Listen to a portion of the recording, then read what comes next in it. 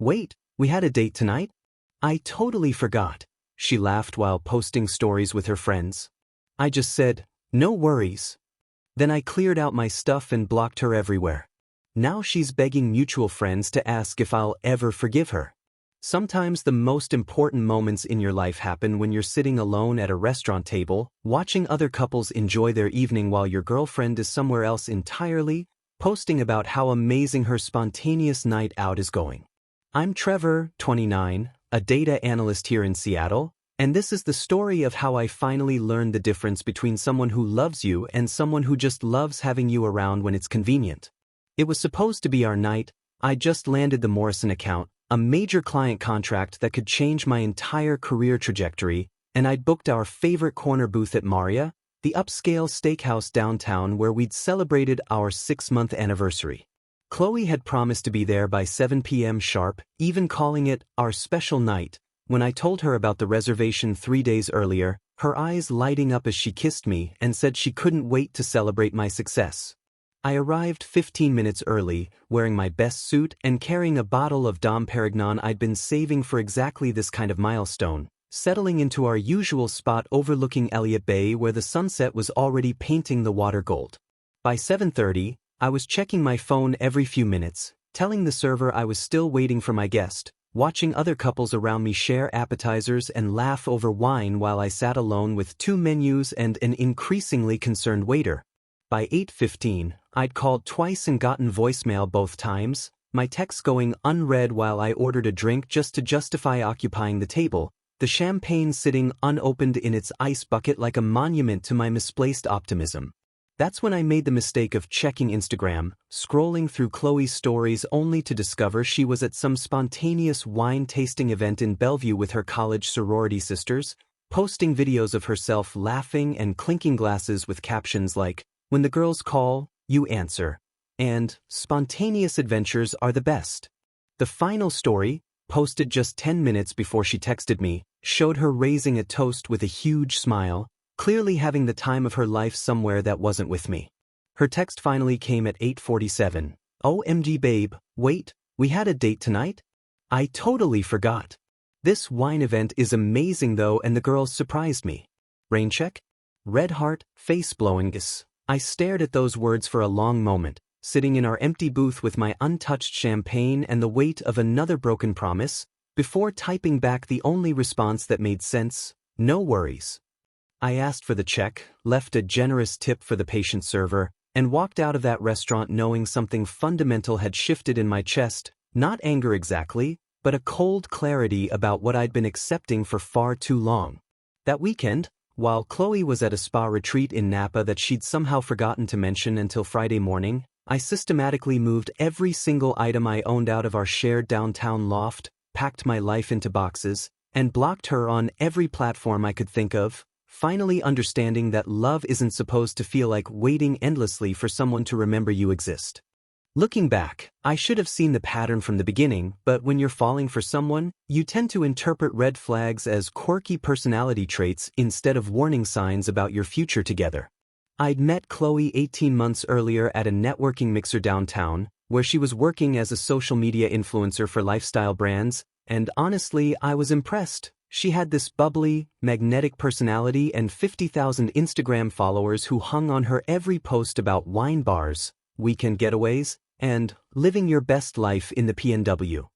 I was naturally organized from my job analyzing market data for tech startups, spending my days finding patterns in numbers and building predictive models, while she thrived on spontaneity and living in the moment for her content creation, always chasing the next perfect photo opportunity or brand collaboration. What initially felt like complementary differences, my planning balancing her spontaneity, her creativity inspiring my structured world, gradually evolved into me becoming the relationship's unpaid project manager while she remained the talent who showed up when it suited her schedule. I planned our weekend trips to wine country, researched restaurants and made reservations, remembered her family's birthdays and anniversaries, handled lease negotiations for our downtown loft, and somehow ended up covering about 80% of our $3,200 monthly rent since my tech salary dwarfed her inconsistent influencer income that could swing from $8,000 one month to $1,200 the next depending on brand partnerships and seasonal campaigns. Chloe would enthusiastically agree to plans, getting genuinely excited about date nights or weekend adventures, but then get swept up in last-minute brand collaborations, spontaneous friend dramas, or unmissable events that her sorority sisters organized, leaving me to handle cancellations, reschedule reservations, and explain to friends why she wasn't coming to dinners or parties she'd promised to attend. "You're so good at this stuff," she'd say whenever I'd handle the logistics of our derailed plans, flashing that smile that used to make my heart skip but eventually started feeling like a consolation prize. "I'm just not naturally organized like you are. It's honestly amazing how you keep track of everything."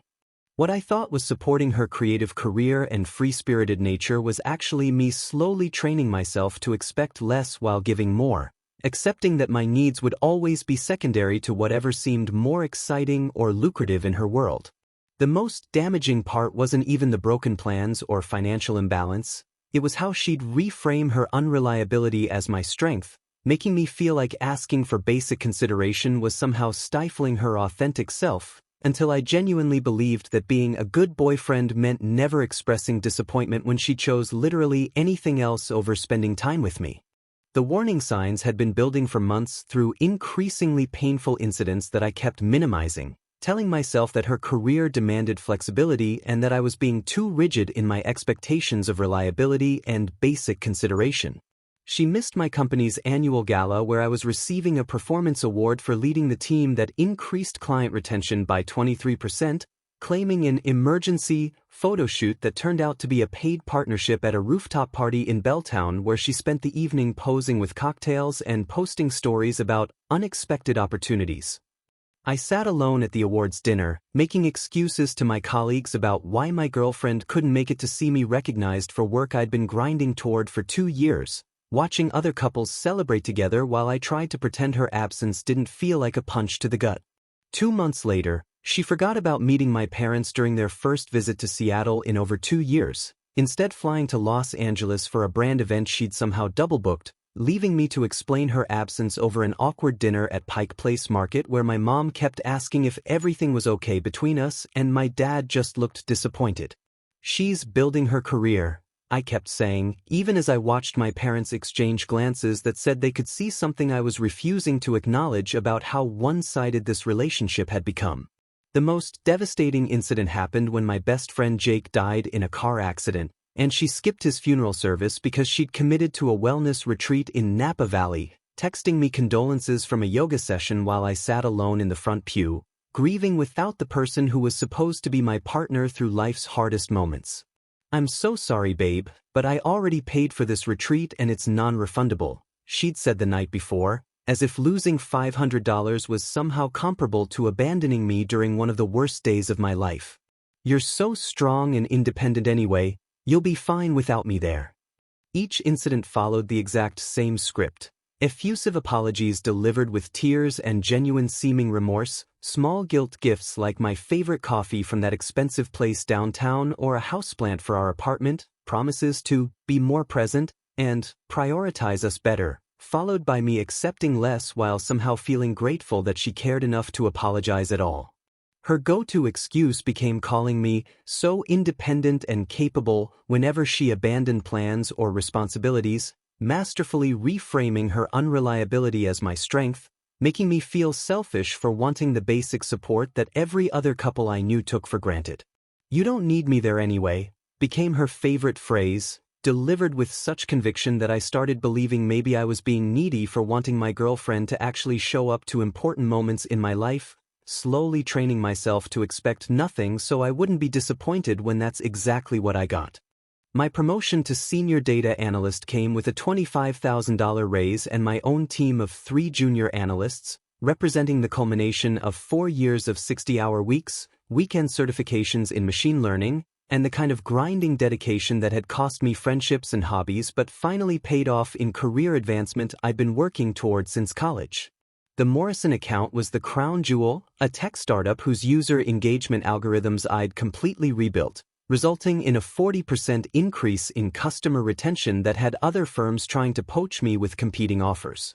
I'd specifically chosen Maria for our celebration dinner, the waterfront restaurant where we'd had our 6-month anniversary, and even called ahead to arrange for the chef to prepare Chloe's favorite seafood risotto as a surprise, wanting this night to feel as significant as the achievement it was celebrating. For 2 weeks leading up to the dinner, I'd reminded her about the importance of this celebration, explaining how the promotion would change our financial future and open doors I'd been working to unlock for years, and she'd seemed genuinely excited, posting on her Instagram stories about celebrating my amazing boyfriend's huge win, and asking her followers to recommend the perfect outfit for a special dinner. I arrived at Maria 15 minutes early, dressed in my best navy suit and carrying that bottle of Dom Perignon I'd been saving since my last birthday, settling into our reserved corner table that overlooked Elliott Bay where the late September sunset was already painting the water in shades of gold and pink that looked like something from Chloe's carefully curated Instagram aesthetic. By 7:30, I was checking my phone every few minutes while telling our server I was still waiting for my guest, watching other couples around me share appetizers and celebrate what looked like anniversaries, promotions, and engagements while I sat alone with 2 menus and an increasingly lukewarm bottle of champagne. The other diners probably thought I'd been stood up by a Tinder date, not abandoned by my girlfriend of 18 months on one of the most important nights of my professional life, and honestly, that assumption would have been less humiliating than the truth. As the minutes stretched into hours, I called twice and got voicemail both times, my text showing as delivered but unread while I ordered a drink just to justify occupying the prime table that other couples were probably waiting for, the unopened champagne sitting in its ice bucket like a monument to my misplaced optimism about her priorities. That's when I made the fatal mistake of checking Instagram, scrolling through Chloe's stories only to discover she was at some spontaneous wine tasting event in Bellevue with her college sorority sisters,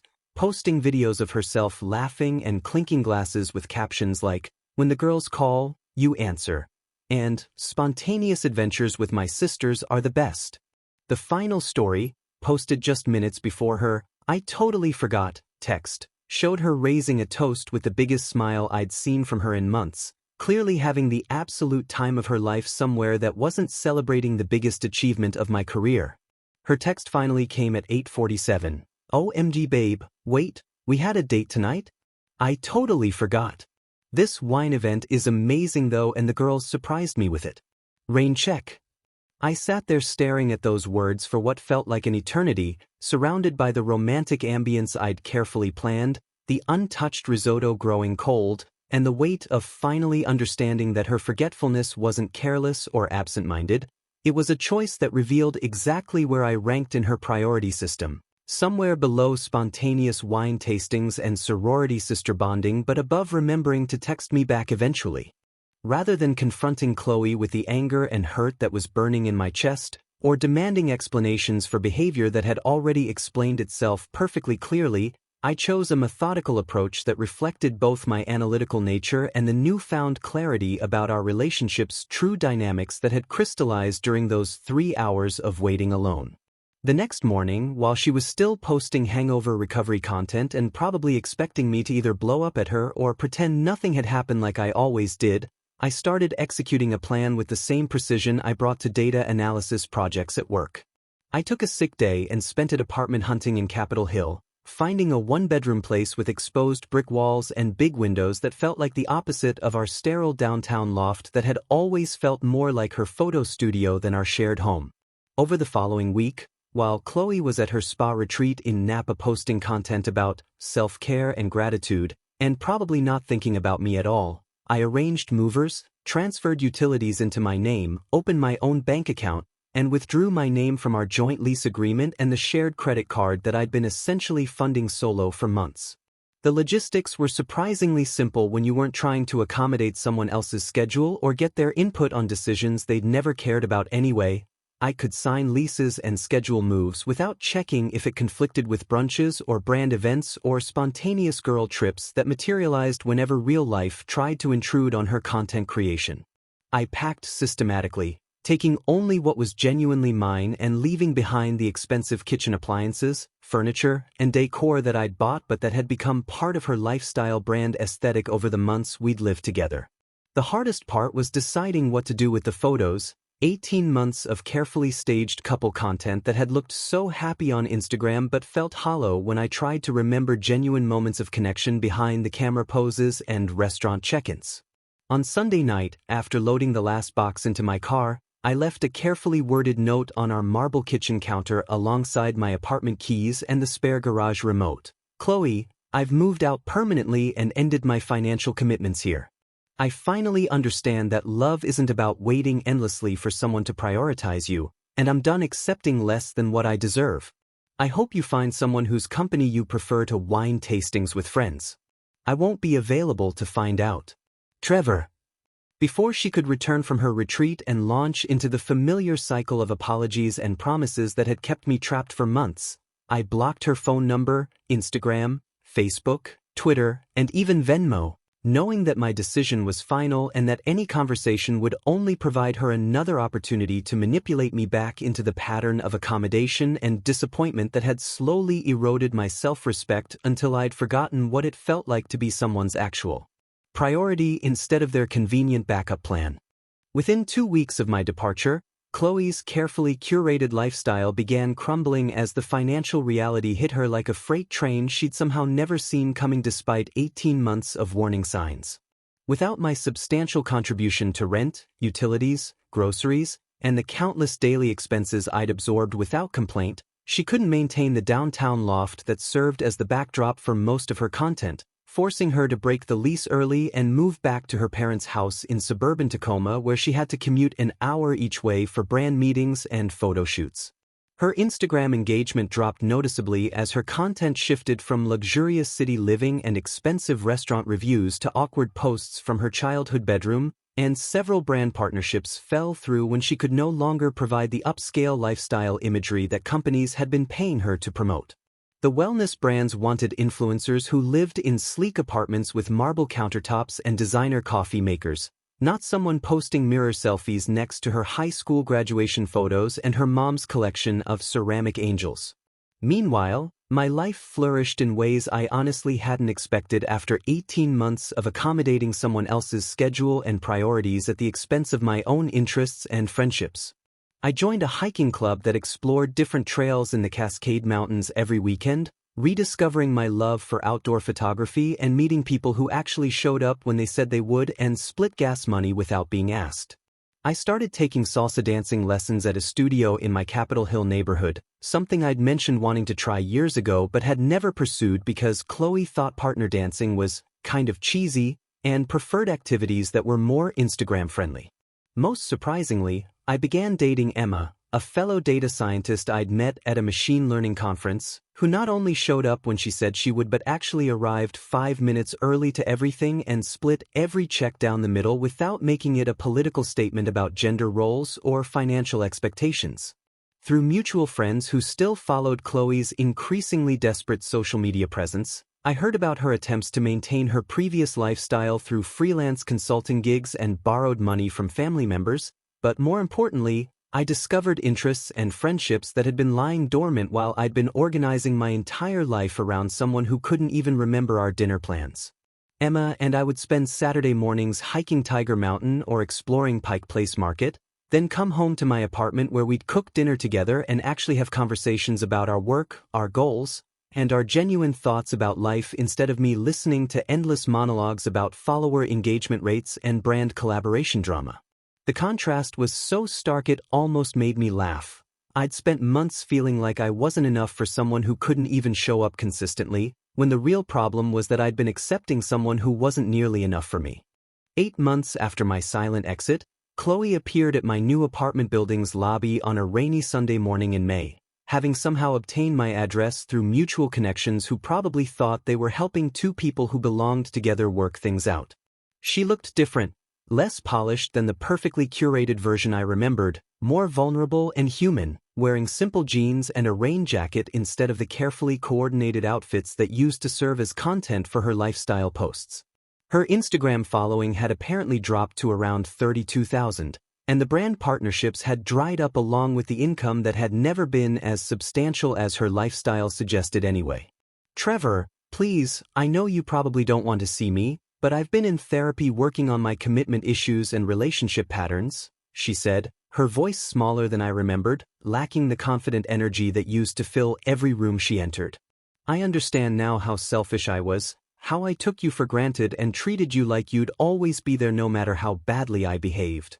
Her pitch was familiar yet desperate. Promises of genuine change, acknowledgement of past mistakes that showed she'd clearly rehearsed this conversation, and appeals to our beautiful history together that conveniently ignored how much of that history involved me accommodating her last-minute cancellations and broken promises. I miss what we had, she continued, tears starting to form in her eyes that might have moved me 18 months earlier but now just felt like another performance designed to get a specific reaction. I miss how safe I felt with you, how you took care of everything and made my life so much easier. Even her apology revealed the fundamental problem. She missed what I provided, not who I was, and couldn't understand the difference between the two. I listened politely for exactly 5 minutes, standing in my building's lobby while rain streaked the windows behind her, before explaining calmly that I'd learned something crucial about my own worth during our time apart and would never again accept being someone's backup plan, safety net, or convenient solution to life's practical challenges. I'm with someone now who chooses me every day, just like I choose her, I said, thinking about Emma waiting upstairs with coffee and the Sunday crossword puzzle we'd started doing together, a simple weekly tradition that meant more to me than all of Chloe's grand gestures and social media declarations ever had. That's what I deserved all along, and what you taught me to demand. When she asked if there was any chance for reconciliation, any way she could prove she'd changed, I was completely honest. Chloe, you didn't just hurt me by forgetting our dinner or missing important events, you showed me that I wasn't important enough to remember, and that's not something therapy can fix because it wasn't a mistake, it was a choice. The conversation ended with her crying genuine tears in my lobby while I felt nothing except relief and a strange kind of gratitude, finally understanding that the most loving thing I could do for myself was refuse to return to a dynamic that had systematically diminished my self-respect and emotional well-being, no matter how much she claimed to have learned or changed in the months since I'd stopped being available to disappoint.